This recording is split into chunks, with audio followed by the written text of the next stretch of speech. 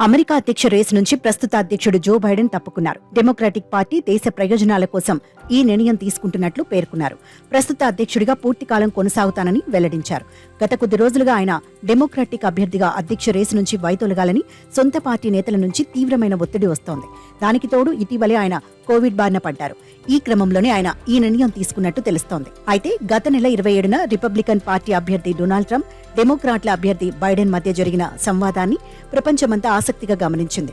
ఈ చర్చలో ఇరువురు నేతలు ఒకరిపై ఒకరు తీవ్రంగా విమర్శలు చేసుకున్నప్పటికీ ట్రంప్దే పైచేయిగా అంతా భావించారు. 81 ఏళ్ల బైడెన్ పలుసార్లు తడబాటుకు గురయ్యారు.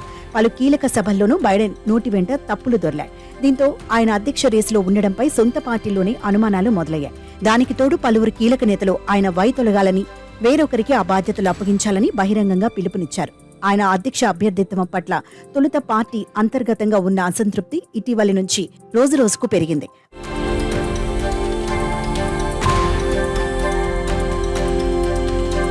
ఆ తర్వాత ట్రంప్పై జరిగిన హత్యాయత్నం అమెరికా రాజకీయాలను ఒక్కసారిగా మార్చివేసింది.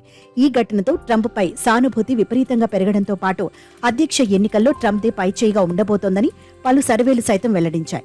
కీలక నేతలు ఒక్కొక్కరుగా బైడెన్ వైదొలగాలని బహిరంగంగా పిలుపునివ్వడం మొదలుపెట్టారు. నవంబర్లో జరగనున్న అధ్యక్ష ఎన్నికల్లో డొనాల్డ్ ట్రంప్ను బైడెన్ ఓడించగలరా అనే ఆందోళన డెమోక్రాటిక్ నేతల్లో ఇటీవలే ఎక్కువైంది. కానీ బైడెన్ పోటీ నుంచి తప్పుకోవాలా వద్దా అనే నిర్ణయాన్ని ఆయనే తీసుకోవాలని అభిప్రాయపడ్డారు. ఆ తర్వాత మాజీ అధ్యక్షుడు బరాక్ ఒబామా సైతం అధ్యక్ష ఎన్నికల్లో బైడెన్ విజయావకాశాలు తగ్గిపోయాయని, పోటీపై ఖచ్చితంగా పునరాలోచించుకోవాలని చెప్పినట్లు సమాచారం.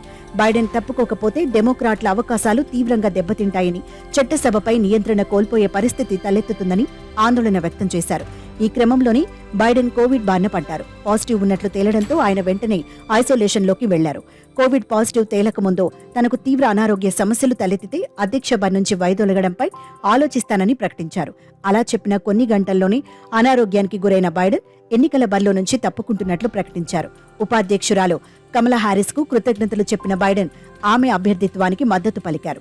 మరోవైపు డెమోక్రటిక్ పార్టీ అధ్యక్ష అభ్యర్థి నామినీగా తనకు మద్దతు పలికినందుకు అధ్యక్షుడు జో బైడెన్ కు కమలా హారిస్ ధన్యవాదాలు తెలిపారు. రిపబ్లికన్ అభ్యర్థి డొనాల్డ్ ట్రంప్ ఆయన అతివాద ప్రాజెక్టు 2025 అజెండాను ఓడించడం కోసం దేశాన్ని ఏకం చేయడమే ఇప్పుడు తమ ముందున్న లక్ష్యమని ప్రకటించారు. కమలా హారిస్ అమెరికా తొలి మహిళా ఉపాధ్యక్షురాలు. మొదటి నల్లజాతి దక్షిణాసియా సంతతికి చెందిన తొలి వైస్ ప్రెసిడెంట్ కూడా ఆమె. అధ్యక్షుడి ఆమోదం పొందడం నేను గౌరవంగా భావిస్తున్నానని, ఈ నామినేషన్ను సాధించి గెలవడమే నా ఉద్దేశమని హారిస్ అన్నారు. అధ్యక్ష అభ్యర్థిత్వ రేసులో డెమోక్రాట్లలో పలువురి పేర్లు తెరపైకి వస్తున్నాయి. బైడెన్ మద్దతు ఉండటం కమలా హారిస్ కు కలిసొచ్చే అంశం. అయినప్పటికీ వచ్చే నెల షికాగోలో జరిగే డెమోక్రాటిక్ జాతీయ సదస్సులో పార్టీ ప్రతినిధుల ఆమోదం పొందాల్సి ఉంటుంది.